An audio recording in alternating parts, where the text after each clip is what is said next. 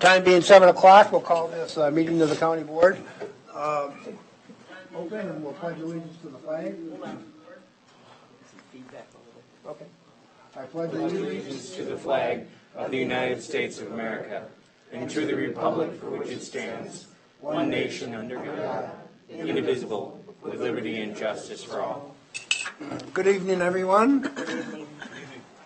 Okay, the first item we will take care of tonight is public comment, where we provide 2 minutes per speaker, up to a total of 10 minutes for all of the speakers combined. Is there anybody that would like to address the county board regarding any subject? I will ask 3 times pursuant to state law. I will now ask the second time. Anyone wish to speak? Third time's the charm. Anybody wish to speak? Hearing none. Public hearing, the public comment portion is closed. Next item is item 4.1, the approval of county board minutes for April 11, 2017. I'll move approval. Second. We have a motion by Commissioner Ward, seconded by Commissioner Confessi, to approve the county board minutes of April 11, 2017. All those in favor say aye. Aye. All those opposed, motion carries with all voting aye. Next, we have the acknowledgement of receipt of approved committee minutes for the Extension Committee for their December 20th, 2016 meeting. Do we have a motion to acknowledge that? Second. We have a motion by Commissioner Olson, seconded by Commissioner Ward, to acknowledge receipt of the approved committee minutes of the Extension Committee for December 20th, 2016. All those in favor say aye. Aye. All those opposed, motion carries. Next, we have consent comments and approval of the agenda. We'll start with consent comments. No, I don't have any. Just one item under a legislative issue. Thank you. Okay. Commissioner Olson. Commissioner Jacob. Nothing. Assistant County Attorney O'Loughlin. No, thank you. Okay. Now we will do the approval of the agenda. Anybody? I'll move to approve the agenda. Pardon me, sir? Move to approve the agenda. Okay. Second. We have a motion by Commissioner Jacobs, seconded by Commissioner Olson, to approve the agenda as presented. All those in favor say aye. Aye. Those opposed say nay. Motion carries with all voting aye. We now have consent business. Mr. Fritz. I'll read the consent items into the record. 7.1, approve solid waste hauler and facility 2017 license renewals. 7.2, approve AVU media contract. 7.3, award bid for annual supply of gasoline and diesel fuel. 7.4, award bid of highway pavement marking contract. 7.5, approve resolution to acquire right-of-way for County Road 104 and CASA 12. 7.6, approve monthly resolution. 7.7, approve accepting donations and purchasing unmanned aerial system drone. 7.8, approving advertising agreement. 7.9, approve unpaid leave of absence. 7.10, approve fixed asset policy 4.01. 7.11, approve write-off of uncollectible accounts. 7.2, approve donations received between 1/1/2017 and 3/31/2017. 7.13, approve procurement policy. 7.14, confirm payment of disbursements. Do we have a motion to approve the consent business? So move. Second. We have a motion by Commissioner Kavesi, seconded by Commissioner Jacob, to approve the consent business as presented. All those in favor say aye. Aye. Those opposed, motion carries with all voting aye. Under general business, first item is to receive the annual report from the Winona County Citizen Review Panel. And we'll welcome Mr. David Knight. Thank you, Mr. Chairman. I appreciate the fact that you gave us some time again to present the panel's annual report. Mr. Pomeroy and Ms. Kavetsky are part of this at the Community Services Advisory Committee meeting. To begin with, I'd like to just say this job of child protection is getting to be a horrendous undertaking throughout the state and throughout the country, and no different here in Winona County. It's just on a smaller scale, but yet it's just as serious. In order to broaden our perspective a little bit this last year about what's happening in the county regarding crime prevention or community child abuse prevention, and to look at what other organizations might be doing. We kind of added a member now attending the Children's Justice Initiative. We have a member who attends the Child Abuse Prevention Committee that's now housed at the Family and Children's Center, used to be at Community Education. We've also have a member that attends another group called Primary Prevention Project. That's a project that's looking a lot at human trafficking, domestic violence, and its impact on children and men as victims. Also, we have a designated member now, Mary Hewitt, who is with me this evening on the a member of the Community Advisory Committee. So we've had trying to take a look at what's happening around the county, and some of the concerns that we have are outlined in the last part of that annual report. I'd like to begin by just saying one of the biggest concerns is the fact that we are down a supervisor at the Community Services Department, and I understand since our meeting, the last meeting that we had, there has been an active discussion about the replacement of that particular position, the public health supervisor, and see that it hasn't been posted yet, but I was interested to see that the 2 social work positions have been posted, so the staff is now getting back on hand. The concern that we had about the lack of supervision is the fact that there were 2 supervisors. They're now supervising 52 people. And that's a 1-to-20 ratio for one supervisor and 1-to-32 for another supervisor. What happens when the lack of supervision gets that thin in the social services department or the community services department is that there's not as regular a review of casework.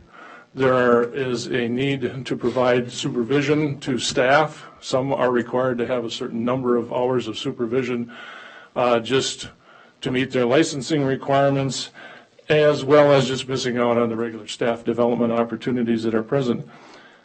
What that impact has been on staff is, and there has been a tremendous increase in caseloads, and I know that you're aware of that. And primarily that happens, we see that happening for a couple of reasons. Number one, the increase in drugs and illegal drugs that are being used in families and by family members, especially with the methamphetamine in our area and the opiate abuse in the metropolitan areas of Minnesota, that kind of trickles down to the outstate areas very easily. Also, staff suffer when they're not given that direct supervision and feedback because they don't know whether they're doing a good job or not. Are they doing things the right way? Are they doing things the way that it's expected of them by the government, by the citizens in the community? Also, staff, it affects their decision-making ability, meeting timelines. One of the things that we're really concerned about is that the timelines to permanency continue to be met, and that's why we immediately started to attend those Children's Justice Initiative meetings to try to find a way to help or to assist or support working through the timelines to permanency and placements and those kinds of things. In this last year, the federal government conducted the Children's Family Services Review. This is the first time that's been done since 2007, and Minnesota did not do very well. Most of the findings were around the 50th percentile when the measurement this year under the Children and Family Services Review under the federal government was 95%. So your cases had to meet a 95% criteria. Permanency cases, out-of-home placement cases, case planning, those kinds of things all had to meet that 95 percentile and returning them to the home and that kind of thing. So the staff shortage also affects those things. However, I do want to say that even with the staff shortage at Winona County, they did very well in the CFSR report. Many of their findings were well above the average that was out statewide, and they met the criteria in many of those issues. That information, if you're interested, is always available at the Department of Human Services website, and they actually have a dashboard thing where you can select county by county. You could compare Winona to Fillmore. You could compare Winona to Hennepin. You can see how they did against the state levels, but they did do very well. One of our other concerns has to do with the rising costs of providing services to children and families in the county, and this is this is so significant that I know it's like preaching to the choir to bring this to your attention. But when we have out-of-home placements in Winona County that doubled this year, and the cost went to $1.9 million, and the costs are increasing about $200,000 per year in those out-of-home placements, we, as a Citizen Review Committee, are trying to find ways that we can help support the staff and find other ways to look at new or innovative ideas that we may be able to introduce that would help reduce this increasing number of out-of-home placements. And in many areas of the state of Minnesota right now, there is money being directed towards more prevention programs, trying to move the child protection issue to the front end so that there's more prevention done at a community-wide basis. And services are trying to be directed to families who need those services in the community so that they don't become the subject of a child protection report. And we're watching that around the state and around the nation to see what kinds of things we may learn that we could share with the community services staff. I don't know if many of you have read the article in the Minneapolis Star Tribune the last couple of weeks, or 2 weeks ago, I believe it was, that Hennepin County, and I realize Hennepin County is huge in comparison, but Hennepin County is investing $16 million in a prevention program that's going to hire 100 people, 100 staff people, to bring more preventive services to the citizens in Hennepin County. They had 22,000 reports this year. The state of Minnesota child protection reports went up 25% from last year. And this is partly due to the fact that the governor's task force required an increase, a tightening, I should say, of the intake review process. And those guidelines that have caused the county to have to bring more cases to their attention. They've screened more in. The screening guidelines have been tightened. And that's been another reason for the increase in workload, increase in out-of-home placements. And that's not going to go away. As far as costs go overall, I am very concerned about what's happening at the state legislature right now, because you have a Democratic governor and a Republican House and Senate. The Republicans in the House, as of April 11th, and I don't know if these numbers have changed since then, I believe they probably have during the discussion, but in a memo on April 11th, the House was talking about cutting $622 million from the Department of Human Services budget. And the Senate's bill was talking about $333 million. Regardless of whether it's 600 or whether it's 300, it's going to have a tremendous impact on the Department of Human Services and their ability to provide supervision and things to the counties and provide money to the counties. And so that's a tremendous concern that we're keeping an eye on to see what kind of an impact as a citizen group we could have and what we're going to have to do to bring that to the attention of people. If we have to go and testify before committees or whatever, we will have to do that. The basic bottom line, I guess, in our concerns and our hopes for the future after you review this report is that you're able to continue to support the work that's being done at the Community Services Department, especially in this area of child protection, because it's not going away. It's just getting worse and worse because of probably 3 or 4 issues. Like I said, the screening guidelines have been tightened up, the number of increases in drug cases that they're seeing, the amount of domestic violence that's being perpetrated, probably because of the drugs, and just the overload on staff. So I would appreciate that you continue to support that, and if you have any questions of anything that you saw in the report or anything that I've said so far, I'd be interested to hear. I think that we're one of the few counties in Minnesota that have a citizens review panel, and I think we're fortunate to have one, especially a panel like yours that does such a great job. I mean, this is feedback that we find to be essential in us doing our work, and so I just want to tell you we really appreciate it. Well, thank you. Yes, we're one of 5. The other 4 are all located in more of the metropolitan areas like Chisago, Washington, Hennepin, and Ramsey, I believe. So as an outstate area, we are concerned, and we continue to try to look around the state to others and compare what they're doing and find out what we might be able to think about doing that would help the children and families in our community and in our county. So we appreciate it. Thank you very much. The next item is 8.2, to approve a resolution designating May as Bike Month in Winona County. And I believe somebody wanted to make a presentation of some sort. So please. So we have a resolution that we hope you'll adopt, naming May as Bike Month, and it's been designated Bike Month all around the country, and we're hoping that with your help and the city of Winona and Goodview that we can do the same here. And we'll start with presentations by three folks who want to talk about why exactly we want to make it Bike Month, why it's good for us. Andrea Gierock. We all know Andrea. Yeah. So I am just here as a representative from the statewide Health Improvement Partnership Program, and I want to thank you all for your support of that program. Many of you are involved in different committees, and I want to thank you for that.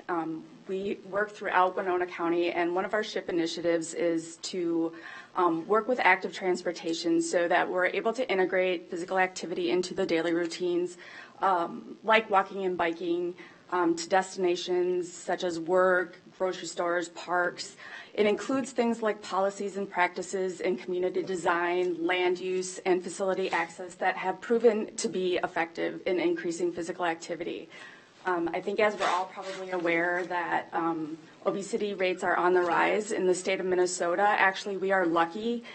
We are one of the very few states that have actually seen a statistically significant decrease in obesity rates over the last couple of years. But in Winona County, we still struggle with obesity.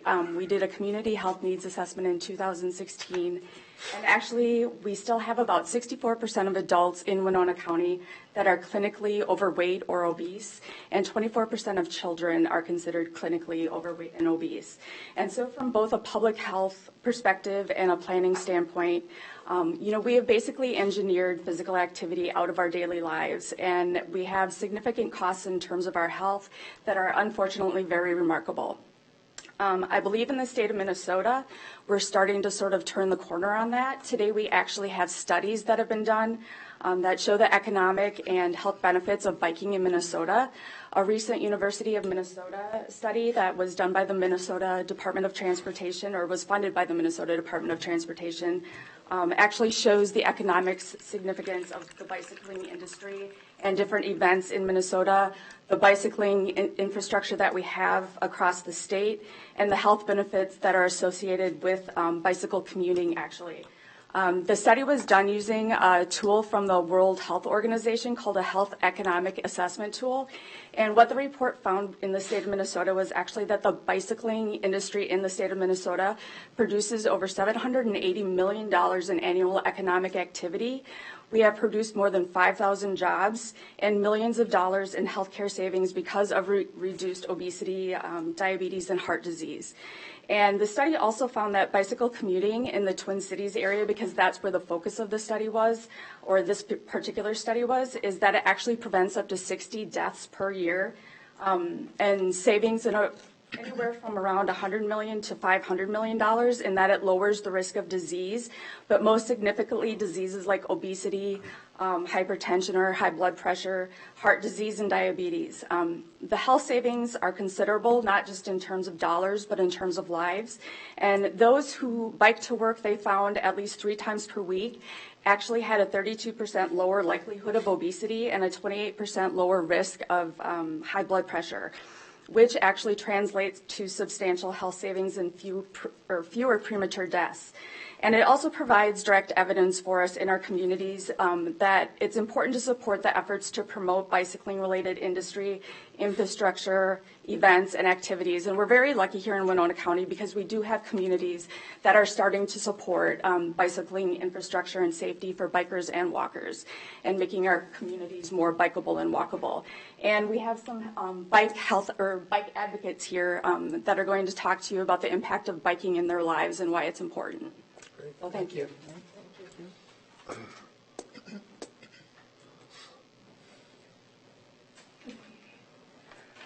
Thanks, Andrea. So she mentioned that people tend to engineer biking out of your lives. For the record, you're Yes, Kay Peterson. So she's mentioning that we're engineering biking out of our lives as a society. I happen to be an example of someone who's engineered biking back into my life every day. So I'm an all-weather local bike commuter across town all winter long. You've probably seen me in my yellow safety vest. I'm a long-distance cyclist and mountain bike enthusiast. I found Winona County to be bike-friendly in many ways, not every way, but a lot of ways worthy of a proclamation. I applaud you for considering the proclamation. It carries with it the opportunity to raise community awareness of the presence of cyclists on our roads and on our shared use trails.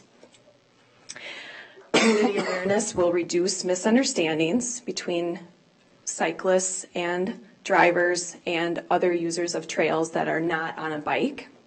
It'll reduce stigmas. And the energy behind this has the potential to translate into more people participating in biking and pedaling themselves from point A to point B all across the county. Thank you, Kay. So my name is Kate Nelke. I'm the new Director of Integrated Wellness at Winona State, and this is my stepdaughter-to-be, Julia Staff. Julia's a 6th grader at Winona Middle School, and this is her first time in civic engagement. So biking brings you to civic engagement. Julia, why is this proclamation important to you? Because biking makes us a strong family. For my family, biking is a family value. And I am a public health professional, so sneaking that in there. When you start to talk about environmental health or environmental wellness, the first thing that goes to people's mind is how our decisions impact the world around us and how they impact the health of the world that we live in. They think about things like sustainability and recycling and issues like pollution.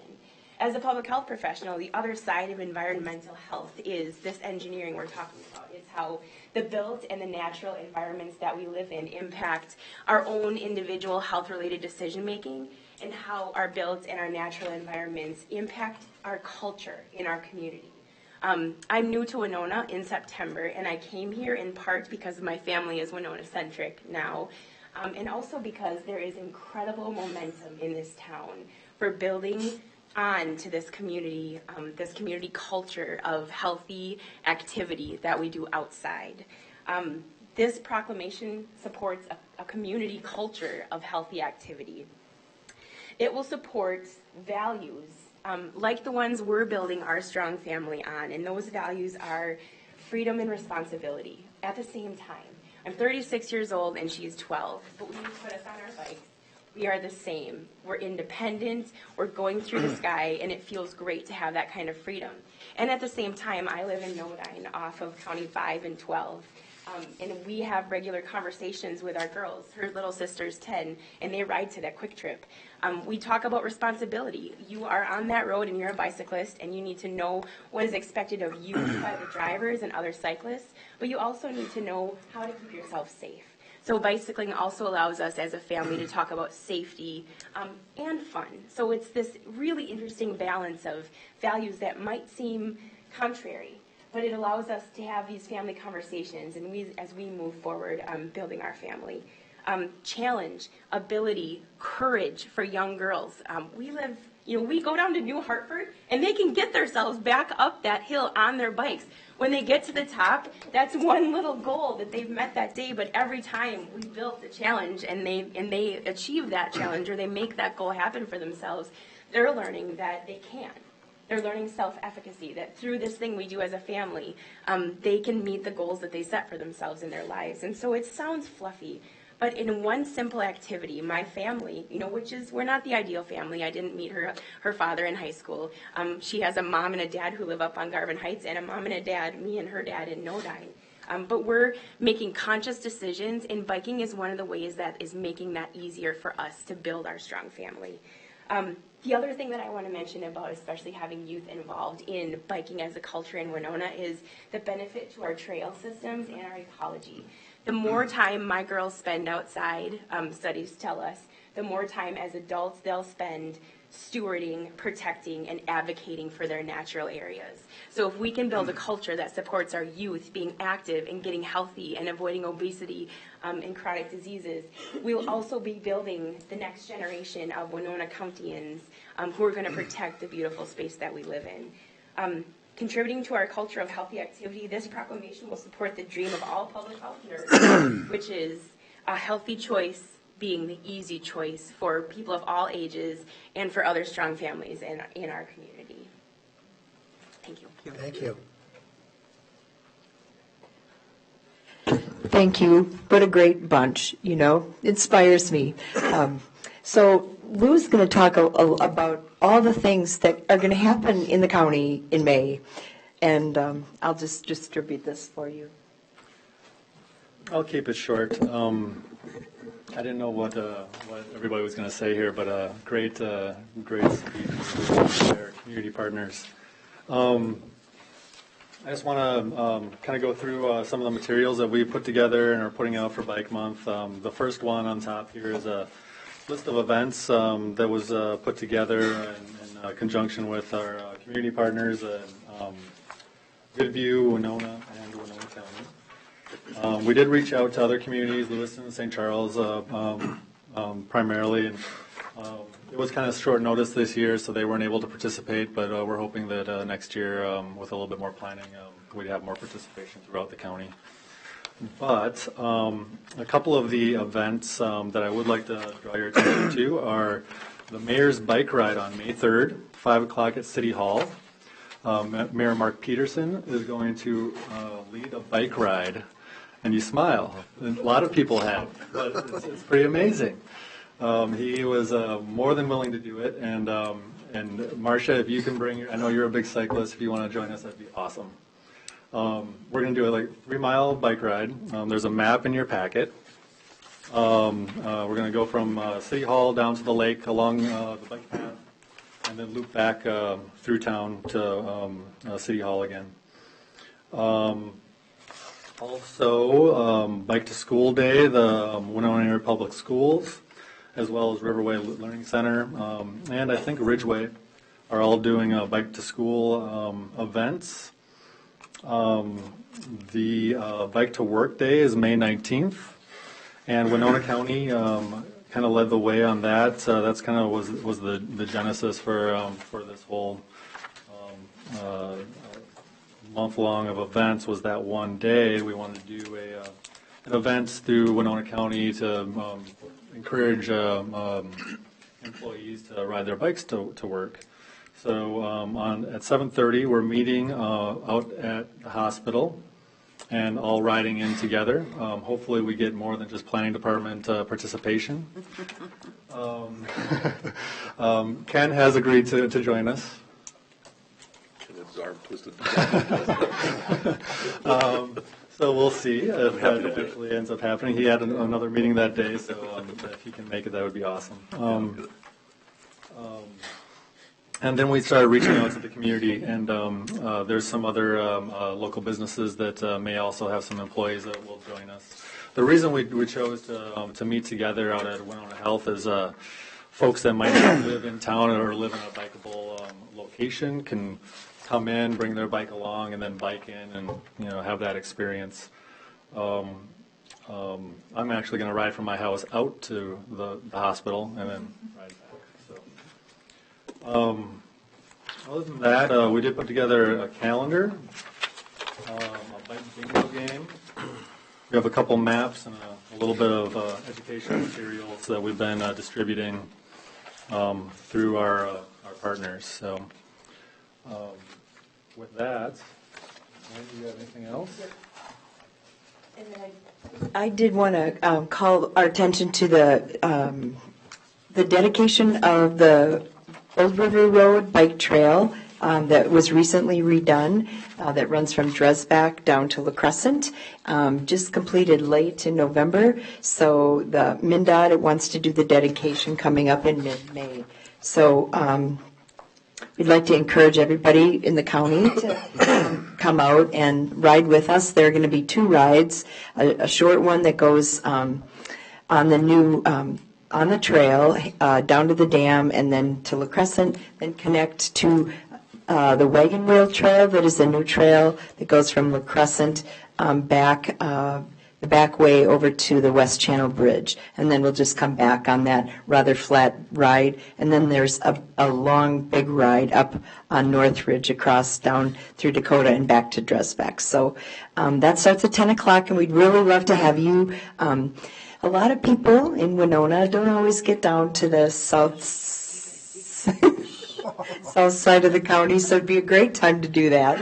Marcia says it's our best kept secret, and it's kind of true, but we'd like to share those things with you. So with that, I hope you've had enough information to make it, you want to sign a resolution and make it May Bike Month for Winona County. Regarding the resolution, which is also a proclamation, I think we want a real enthusiastic and energetic voice for this item here. And so I'm wondering if we might not call on the new director of integrated wellness at Winona State to perhaps read it, because I think she's perhaps the most enthusiastic voice here. Do we want to take it first, or we want to Well, read it first? if you want to just read it down to now therefore, and then Okay. we'll finish her off for you. Got it. I don't have to say I, James Pomeroy. No, you don't say that. Okay. Whereas the bicycle is an economical, healthy, convenient, and environmentally sound mode of transportation and an excellent tool for recreation and the enjoyment of the area's scenic beauty. And whereas throughout the month of May, the residents of Winona County and its visitors will experience the joys of bicycling through educational programs, races, commuting events, charity events, or simply by getting out and going for a ride. And whereas Winona County's roads and trail systems attract bicyclists each year, providing economic, health, transportation, tourism, and scenic benefits. And whereas creating a bicycling-friendly county has been shown to improve citizens' health, well-being, and quality of life, growing the economy of Winona County, attracting tourism dollars, improving traffic safety, supporting student learning outcomes, reducing pollution, congestion, and wear and tear on our streets and roads. And whereas Winona area road cyclists, Winona area mountain bicyclists, Live Well Winona, Winona area public schools, Winona State University, St. Mary's University, the Winona Police Department, Winona Health, the cities of Goodview and Winona, the League of American Bicyclists, Adventure, Cycle and Ski, Coulter's Bicycles, and other businesses and civic groups will be promoting bicycling throughout the month of May, and in particularly May 19th as Bike to Work Day. And whereas these groups are promoting bicycle tourism year-round to attract more visitors to enjoy our local restaurants, hotels, retail establishments, and cultural and scenic attractions. And whereas these groups are also promoting greater public awareness of bicycle operation and safety education in an effort to reduce collisions, injuries, and fatalities and improve health and safety for everyone on the road. Now therefore be it resolved, now therefore, the Winona County Board of Commissioners does hereby proclaim the month of May as Bike Month in Winona County and urge our residents to join us in this observance and its associated events and activities. So I'd entertain a motion to adopt that resolution. Also move. Second. Motion made by Commissioner Ward, seconded by Commissioner Olson to adopt the resolution proclaiming May as Bike Month in Winona County. All those in favor say aye. Aye. Those opposed, motion carries unanimously. Listening to the radio the other day, I think Ms. Peterson probably, you could have time for an ad. You're looking for bicycles, correct? Very good. So yes, I'm an employee of Winona Volunteer Services, and we have a bike program. If you have adult bikes sitting around in your garage, please donate them to Adventure Cycle and Ski. We use Winona Community Foundation dollars to have them tuned up and given to people that are low income and looking for a job or have a job that pays little. Well, good. So please donate. Thank you, Kay. Okay, I'm you go right I do have ahead. to ask, to participate in the county Bike to Work Day, I apologize, I'm a You have to creature bike of in. habit. No, I'm a creature of habit. Do I have to wear a helmet? You know, when I grew up, they didn't exist, and I'm just a creature of my habits. Okay, I will bike in if you bike in, Commissioner Taylor. I hope you all join us for the bike in. That would be awesome. That'd be really great. Helmets are not required. State law does not require helmets. Okay, right. But we do need to encourage promote all to safety. wear helmets and be safe. Yes. All right, Thanks, Lou. thank you. See you at 7:30 that morning.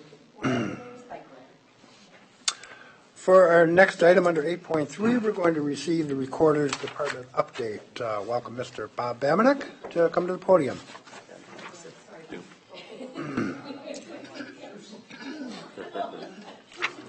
Excitement. You know, when you leave Nodine to go to New Hartford, you don't have to pedal very far. It's coming home. Night. Thank you.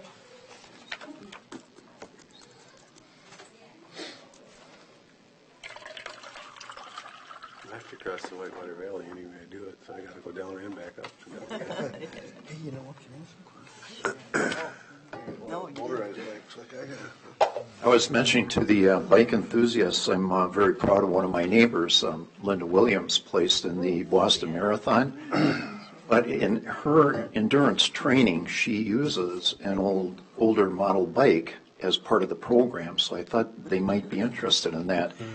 And for Linda, as long as I've known her, she's been doing the running and the training and the biking, and when she runs, it's really, it's almost entertaining, because sometimes it's backwards, sometimes it's sideways, occasionally it's forward, and sometimes going forward, I know that I wouldn't even begin to keep up. I just admire her dedication and the fact that she did so well in Boston.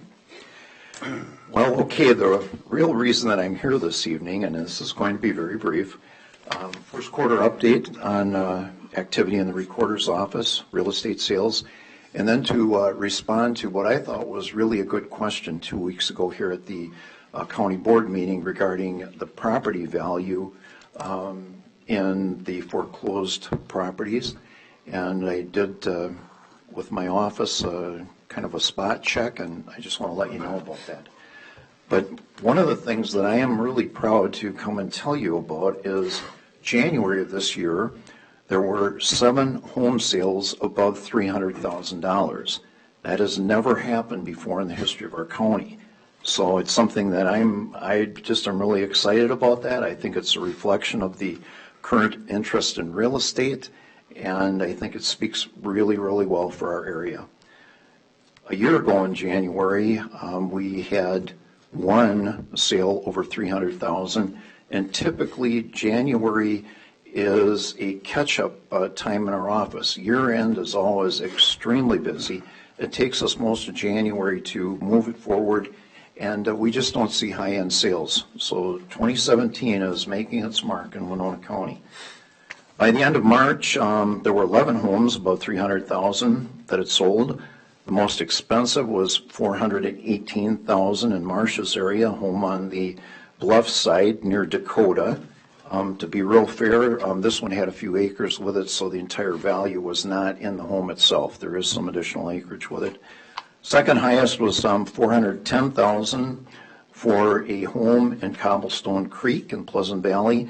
And then the third high, and this is interesting to report because we're not accustomed to this, but it was in La Crescent in Winona County on our bluff side, $385,000. 8 of the homes were within the city limits and pretty well spread through the county. We heard that here we had a couple in Winona, one at Dakota, we've got one at La Crescent. There are a couple more in Winona. There were a couple in St. Charles. I believe one outside of Altura. So the point being is that they're not clumped together in one area. They really represent our county. And the average price, because of those high-end sales, if we were to look at averages, which we don't do very often, but it was just kind of fun in this case, makes the average home price for the first quarter jump $12,000. It jumps from $148,600 to $168,300. So certainly that is another really nice reflection, at least for the first quarter in our county. All right, the largest group of home sales were in the 100,000 to 150,000 range, and that's consistently the largest group. And out of all the sales, 70% were above county market value, also seemed to be very positive for Winona County. There continues to be many more buyers than sellers. There is very keen demand for existing homes, especially those that are well cared for. All right, I'm going to switch now and just mention rural land sales for just a minute. During the first quarter, we had 11, 4 of which were parts of the Wessel Farm, a short distance from Winona in Wilson Township on Garvin Heights. The farm was sold at a sale in December.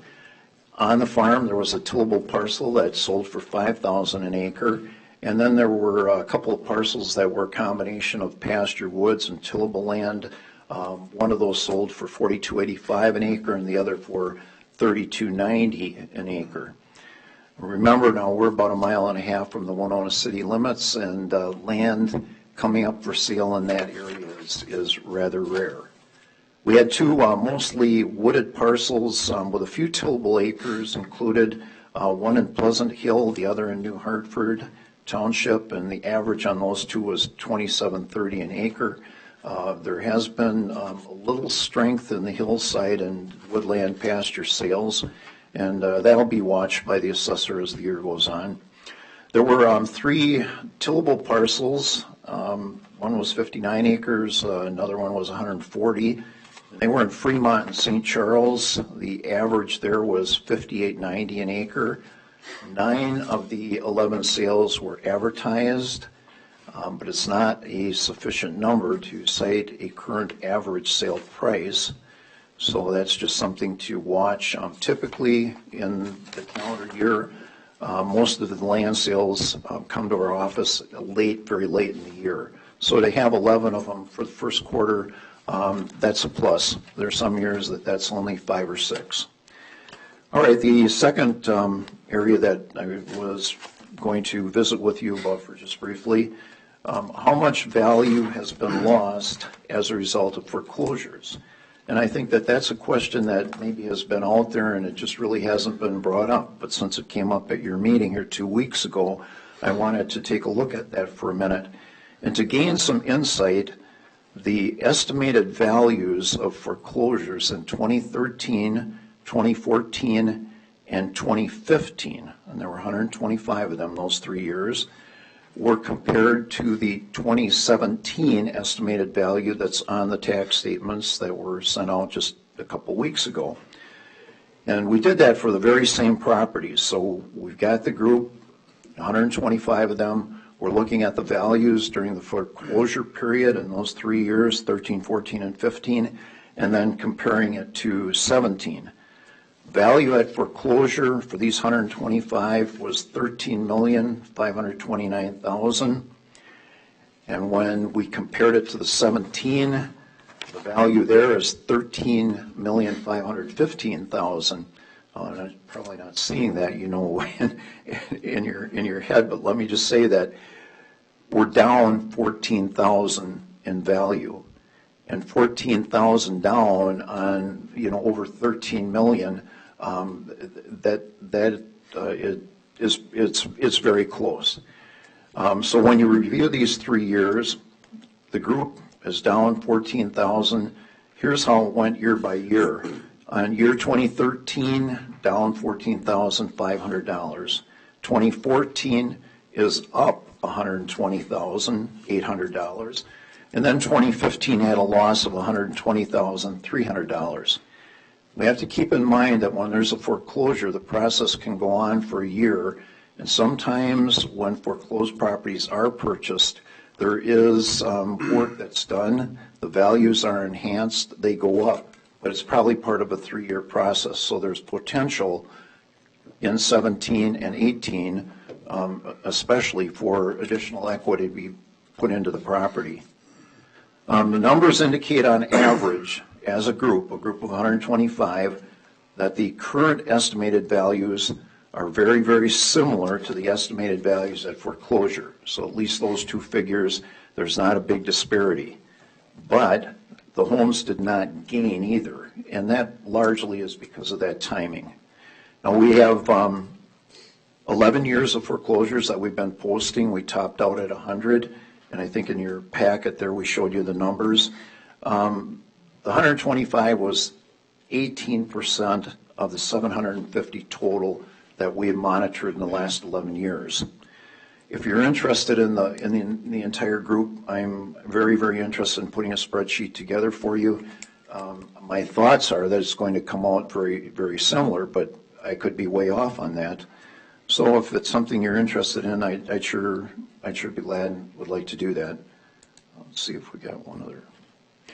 In the packet that I sent you, we included the residential sales for the first 3 months. And the reason that we're doing that is just to show you the sales are all through the county. Of course, Winona and Goodview comprise a pretty significant number, but from there, they're in all of our cities, they're in all of our townships, and the interest is higher. It probably is the highest we've had since 2008. So put those in, and what's interesting also is the sale prices.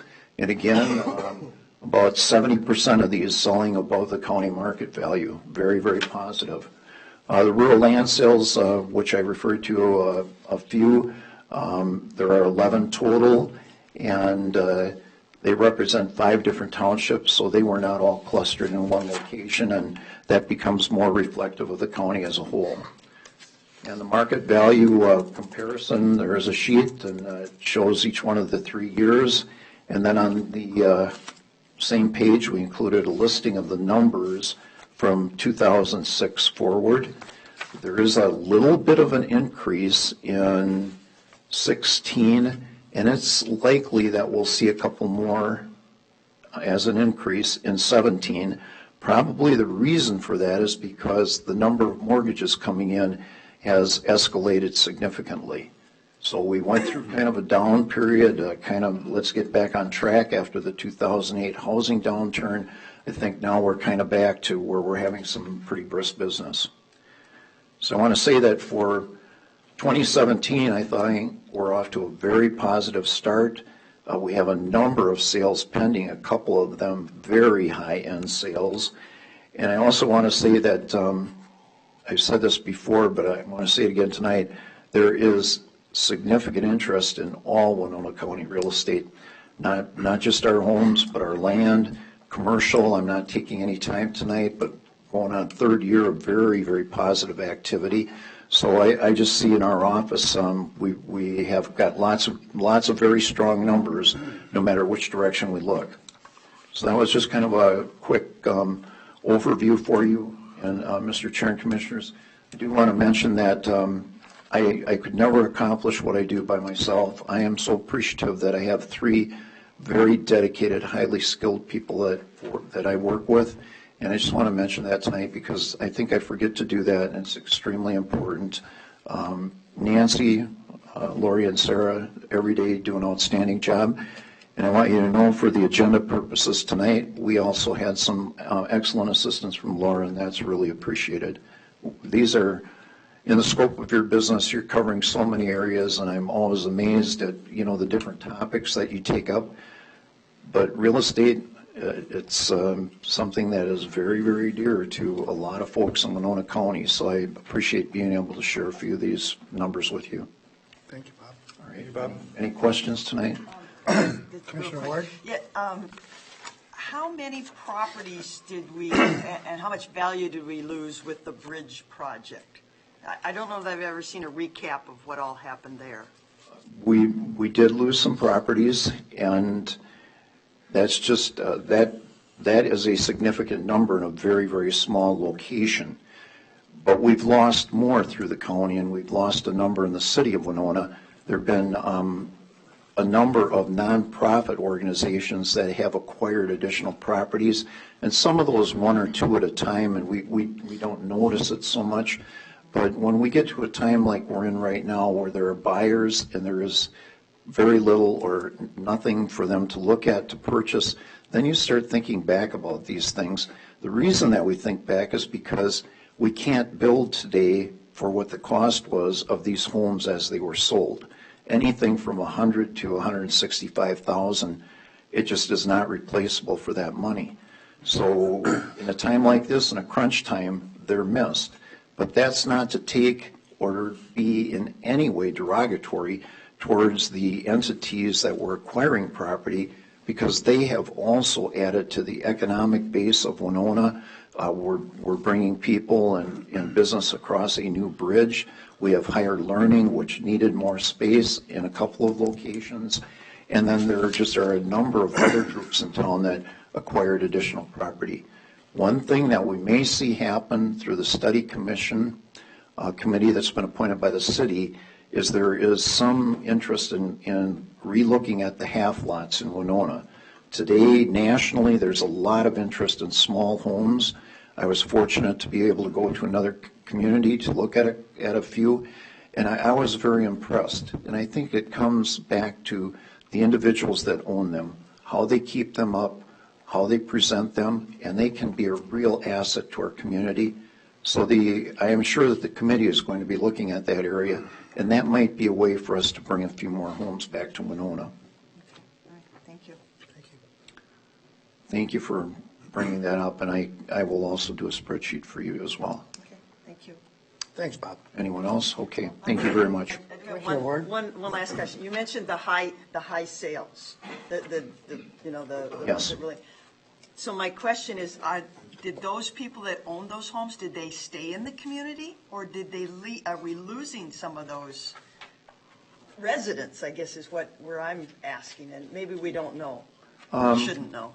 We don't know about all of them. I know about a few from personal acquaintances, and it always hurts when you have someone that you've highly respected, that's been a very active community member, and they get to that time in their life where they make some changes and decide to sell what had been their family home and move to another location. And in the three that immediately come to mind, it's all family. One is out east, family. One is out west, family. And there's a third, I'm going to say that family's in the Twin Cities. So knowing, I guess having lived here most of my life and knowing a lot of the folks, when the sales come through, there's sometimes just farewell, get-togethers, but just seeing the parties, many of them I know, and that is one. There is also something else happening, though. There's many people that are making decisions to change their homestead. And right now, townhomes, it's a real popular choice. A week ago, there was one available for sale, and there were up to a dozen people that were interested. So if you want to make a change, the drawback here is that you're not going to sell your home until you have another location to go. So that might be hampering our market and getting more properties available. There's just so much going on, and I think it's just a really positive time. I enjoy all of it, and that's why I can go on speaking all night. So thank you very much. All right, thank you, Bob. Thanks, Bob.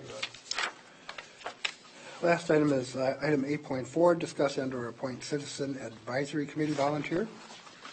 And I'll turn that over to the board. We have an application from Mr. Dale H.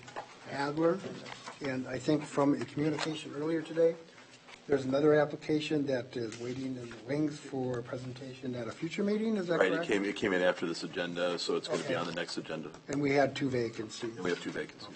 That's correct. Have a motion. So moved. So moved To what? appoint Dale Hedler Okay. to, is it Park and Recreation, right? Park and Environment Advisory Committee. Do we have a second? Second. Any discussion? Motion by Commissioner Olson, seconded by Commissioner Kovesi to appoint Mr. Dale Hadler to the Parks and Environmental Advisory Committee. All those in favor say aye. Aye. All those opposed? Motion carries unanimously. So he is hereby appointed. The last item would be, I believe Commissioner Ward had a communication. Yes, I did see Mr. Fritz sent out a couple actions that, for our legislators. We're kind of coming down to a little bit of a crunch time. A lot of things are going to be happening at the legislature, and I just would ask that we follow that. Also, at the AMC board meeting last week, we were asked to contact our legislators also about the county program aid. That's one of the major things that the Association of Minnesota Counties was asking for, because it helps all counties, and it's unusual that all 87 counties supported that document.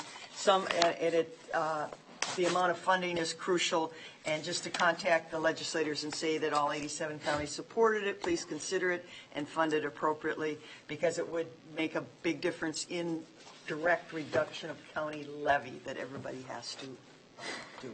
And then I just would ask, there's so much stuff coming across every day at the legislature. If anybody sees something that we should all be weighing in, maybe work through Mr. Fritz, and so we can maybe be uniform in our voice if there's something that comes up. Thank you. Very good. If there's nothing else, Second. we have a motion by Commissioner Jacob to adjourn, seconded by Commissioner Olson. All those in favor say aye. Aye. All those opposed, motion carries. All voting aye. We are hereby adjourned.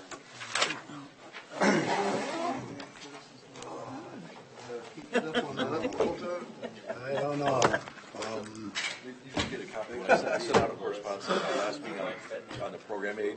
Okay. Okay, and then Matt actually, the problem there is neither of the House or the Senate. It's interesting, the small house. Well, yeah, one is no money and one is like 10 million, and they're not changing the formula. Yeah. So, so We still got to work on it, but they said, boy, if we don't get something this session, they don't know.